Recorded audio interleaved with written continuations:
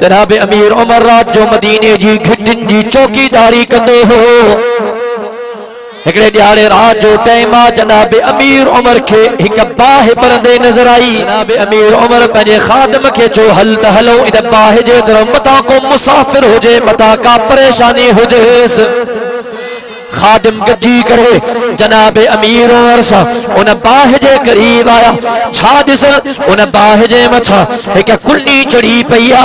उन कुल्लीअ खे हिकड़ी अमर कुराड़ी घुमाए थी।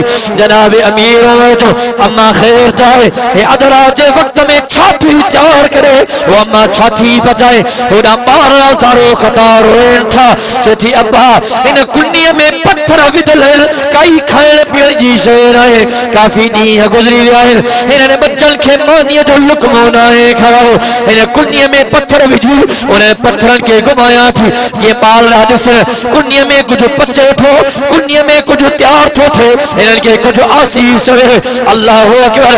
अमीर उमर फरमायो ओ अम्मा तू अमीरुल मोमिनीन खे ॿुधायो चेती मां अमीरुल मोमिनीन खे छो ॿुधाया या उन जी ज़िमेदारी आहे पंहिंजी रिआया ते नज़र करे केर तो बुख मरे केर तो उञ मरे।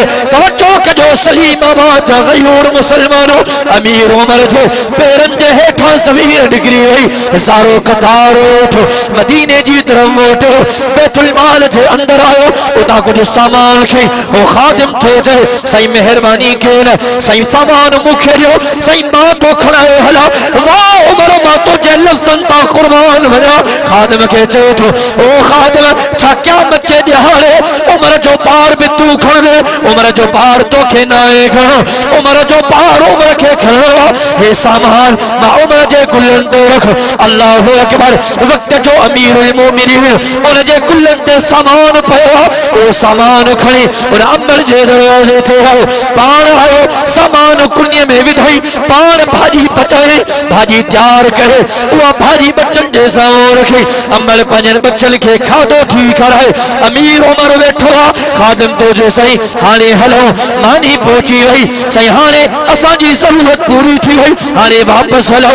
जनाब अमीर उमर थो फरमाए ओ अल्लाह जा वाला उमर जे अखिल हिननि बच्चन खे रोईंदो ॾिठो आहे जेसीं ताईं उमर जूं अखियूं हिननि बच्चन खे खिलंदे न ॾिसंदियूं तेसीं ताईं उमर हिन जॻह तां कोन उथंदो।